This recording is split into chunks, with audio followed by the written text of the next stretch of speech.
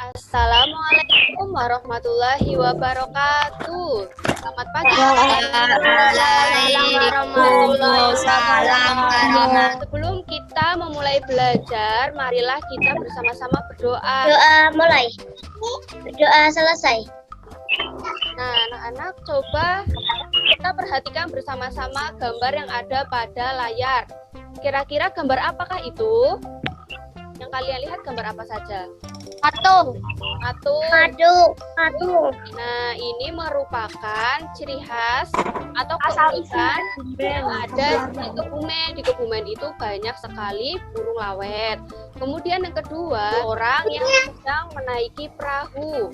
Kemudian yang ketiga, ada asal-usul kota Kebumen.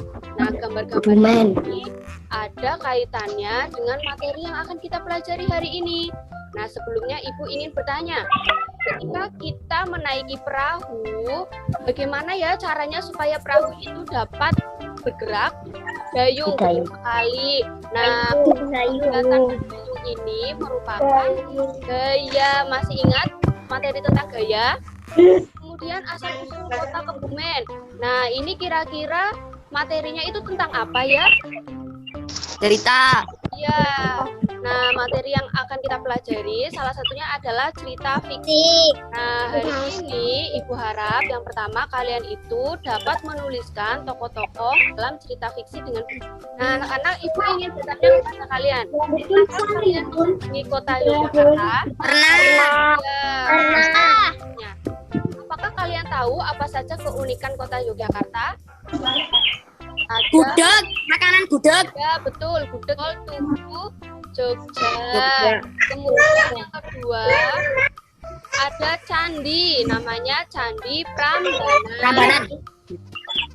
Keunikan daerah salah satunya adalah mengenai cerita rakyat. Tahukah kalian mengenai cerita rakyat yang ada kaitannya dengan Candi Prambanan? Cerita yang berkaitan dengan Candi Prambanan adalah cerita Roro Jonggrang. Pernahkah kalian mendengar cerita tersebut? Kalau belum, marilah kita bersama-sama membacakan cerita Roro Jonggrang. Nah, tadi Mbak Tia, silakan dibaca ceritanya. Roro Jonggrang adalah seorang putri dari kerajaan Prambanan, Raja Prambanan.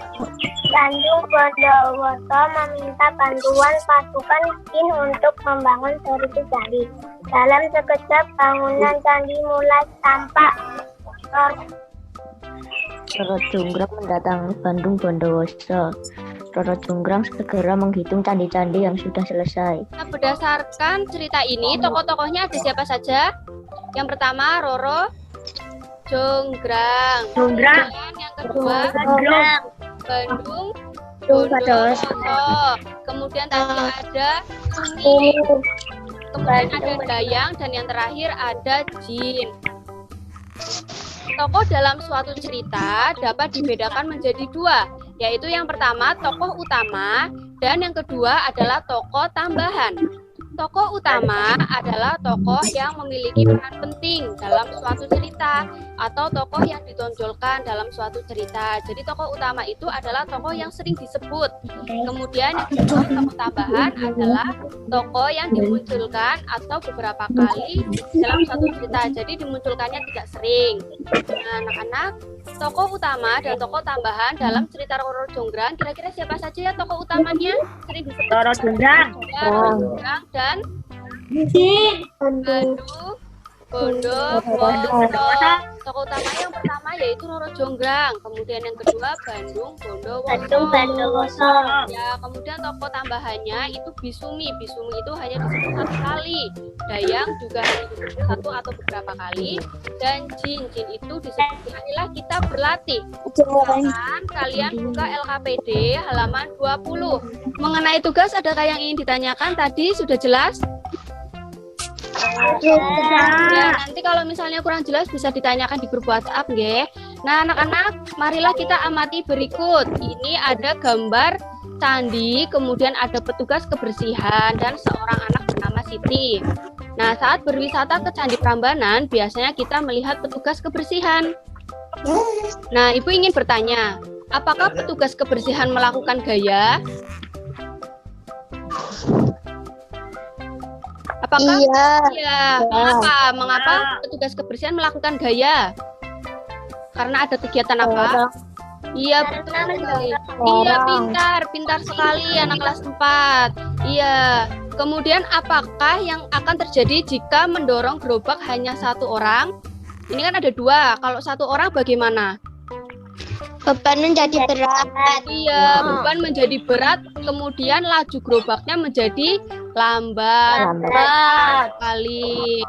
Ya, petugas kebersihan melakukan gaya karena petugas kebersihan melakukan kegiatan menarik dan mendorong. Jadi mereka melakukan gaya. Nah, gaya itu dapat mempengaruhi gerak benda. Contohnya yaitu gaya dapat menyebabkan benda bergerak menjadi lebih cepat atau lebih lambat. Pengaruh gaya terhadap gerak benda yang lain. Yang pertama, ini kalian dapat melihat orang sedang menendang bola. Nah, kira-kira pengaruh gaya apa yang terjadi pada gerak benda tersebut? Ya, bisa. Ini kan bolanya tadi diam ya. Pengaruh gayanya adalah gaya mengubah arah gerak benda. Nah, kemudian di sini ada orang sedang menaiki sepeda. Nah, pengaruh gayanya itu gaya membuat benda bergerak menjadi diam. Nah, anak-anak, adakah yang ingin ditanyakan mengenai materi gaya?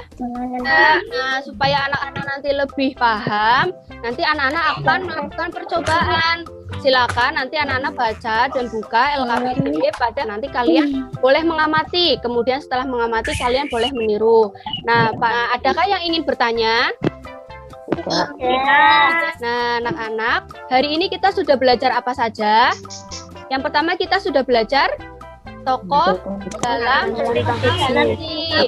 Nah, kita sudah belajar mengenai tokoh utama dan tokoh tambahan. Kemudian kita sudah belajar mengenai pengaruh gaya terhadap benda. Ya, bentar. Contohnya, gaya dapat membuat benda bergerak menjadi diam. Ya. Kemudian yang kedua apa? Gaya dapat membuat benda dia menjadi bergerak. Pintar. Kemudian yang ketiga, gaya dapat mengubah arah gerak benda. Iya, pintar. Terima kasih semua. Nah, Ibu ingin memberikan informasi penting. Ingat-ingat ya. Yang pertama, karena anak-anak tadi Ibu tanya sudah paham, silakan nanti kalian kerjakan soal evaluasi seperti biasa. Nanti Ibu kirimkan linknya pada grup WhatsApp. Kemudian kalian pelajari materi tema 8, subtema 2, pembelajaran kedua. Jadi besok pagi kita akan belajar bersama kembali. Nah, ya, adakah yang ingin bertanya? Adakah yang ingin bertanya? Tidak ya? Terima kasih anak-anak semua sudah belajar dengan baik, sudah semangat, sudah fokus, sudah aktif. Semoga dengan waktu yang sedikit ini, walaupun sedikit dengan keterbatasan yang ada, semuanya dapat paham, kemudian ilmu yang didapatkan dapat bermanfaat. Tetap semangat dan jaga kesehatan. Sebelum menutup pembelajaran hari ini, marilah kita berdoa bersama-sama. Kali ini Ibu Nge yang memimpin. Ya, sesuai dengan kepercayaan dan agama masing-masing, marilah kita berdoa. Berdoa dimulai. Berdoa selesai. Nah, terima kasih. Selamat pagi, selamat melanjutkan aktivitas, tetap semangat dan jaga kesehatan. Wassalamualaikum warahmatullahi wabarakatuh. Waalaikumsalam warahmatullahi wabarakatuh.